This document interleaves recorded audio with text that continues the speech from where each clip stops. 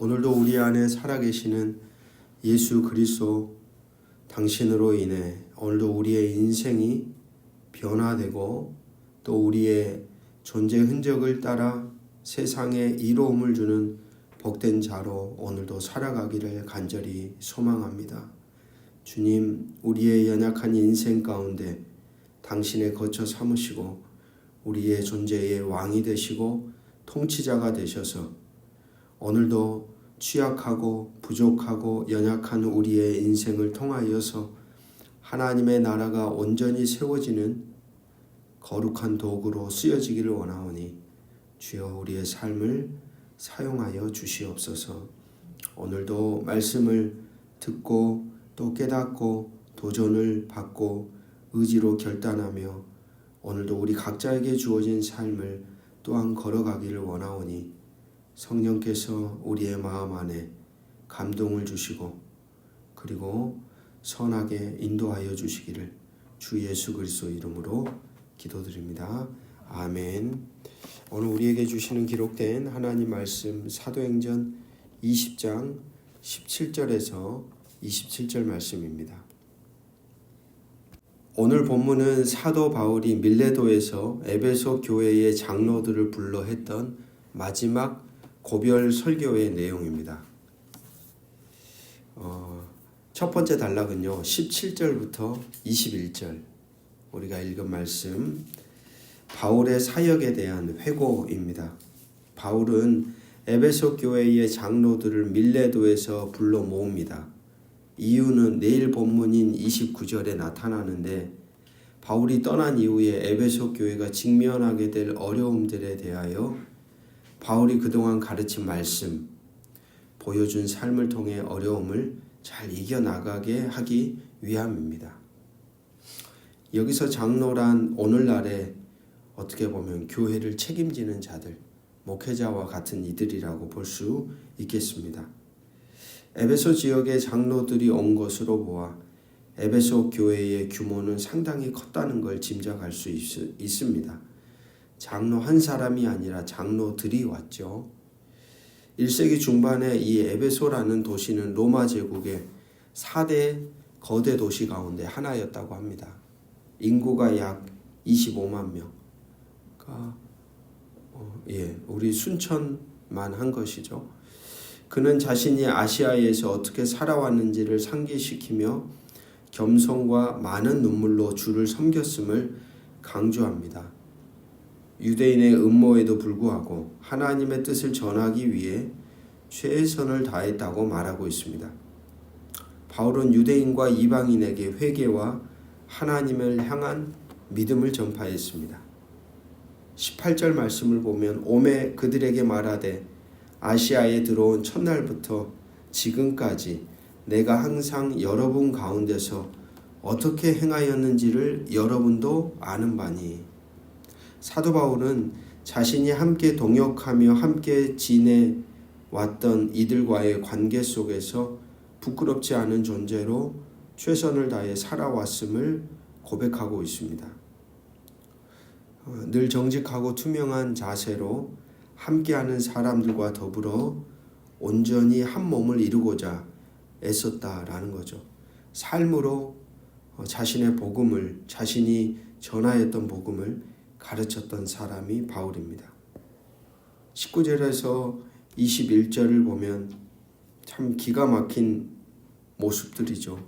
사도 바울은 다메섹 도상에서 예수를 만나기 이전까지는 그는 스토아 철학의 번산이었던 다소 시민으로서 율법의 최대 학파였던 가말리엘 문화생, 당대의 최고 권력이라고 할 그러한 공부를 했었고 그리고 로마 시민권을 소유했던 사람입니다.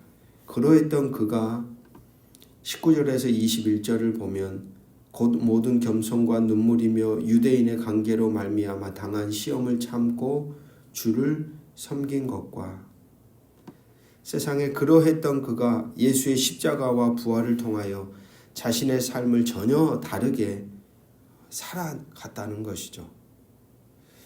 유대교 내에서 열심 있는 자 되어 그리스도인들을 핍박하던 자신의 삶을 두고두고 회개하고 이제는 유대인들에게 핍박과 박해를 받는 자리에 서 있는 바울을 여러분 생각해 보십시오.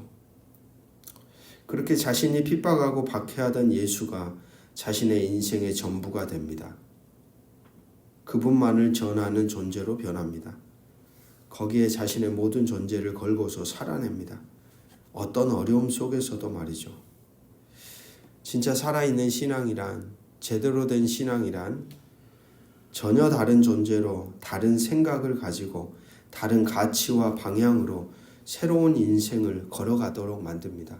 그게 바로 그 존재 안에 예수 그리스도가 계시다는 증거겠죠. 어제와 똑같은 삶을 산다는 것은 그 안에 여전히 자기 자신이라는 존재가 지배하고 다스리고 있다는 것을 드러내는 겁니다. 사도 바울은 전혀 다른 삶을 살았다라는 거죠. 그것은 바로 그 안에 살아계신 주 예수 그리스도가 계시고 그 예수님과 함께 그는 동행하며 살아가고 있었음을 보여주는 증거입니다. 이것은 어떤 의지적인 측면에서 바울이 만든 삶이 아니라 정말 바울이라는 존재 안에 더 이상 바울의 통치, 바울의 다스림이 아닌 주님이 다스리는, 주님이 함께 거하는, 주님이 모든 시공간 속에 그와 함께 하기에 일어난 결과의 흔적이라고 볼 수 있는 것이죠. 두 번째 단락은 바울의 결단입니다. 22절부터 24절입니다.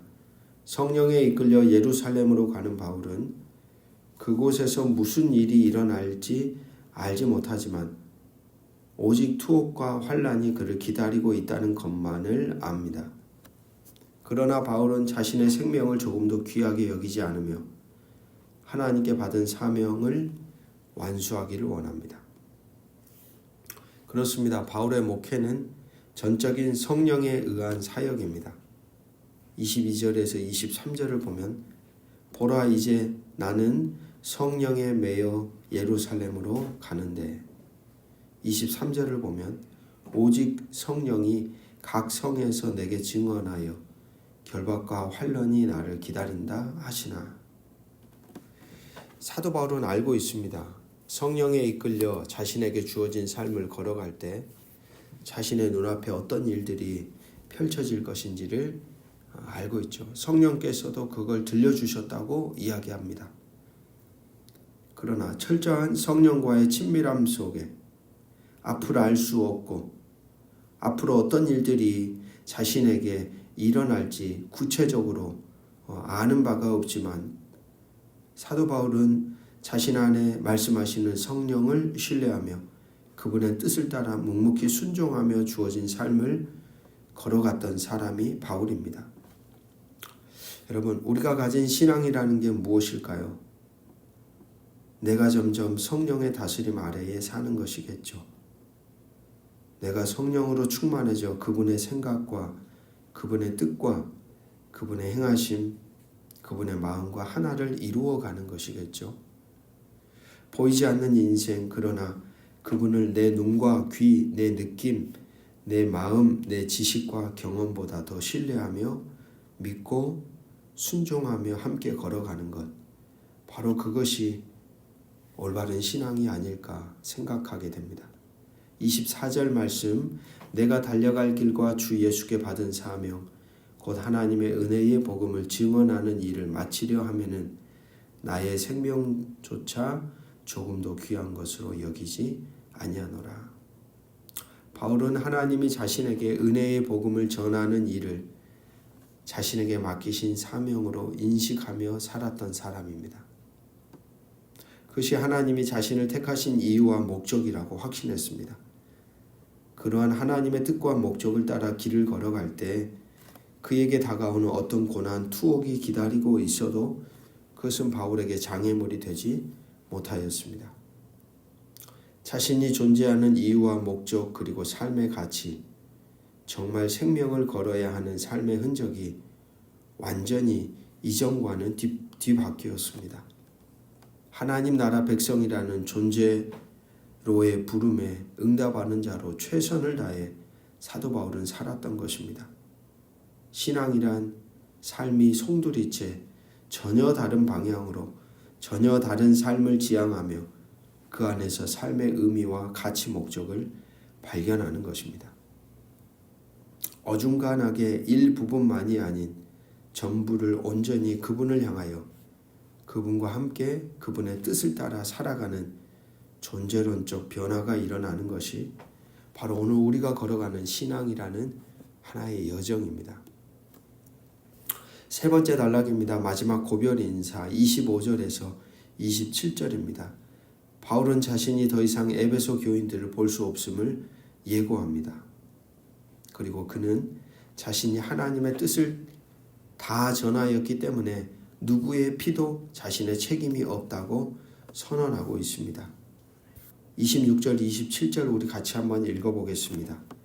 시작. 그러므로 우리 여러분에게 증언하거니와 모든 사람의 피에 대하여 내가 깨끗하니 이는 내가 꺼리지 않고 하나님의 뜻을 다 여러분에게 전하였습니다.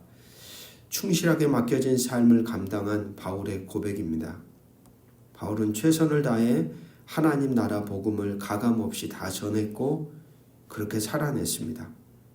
다시 말해 사람들의 눈치를 보며 말씀을 전하지 않았던 거죠.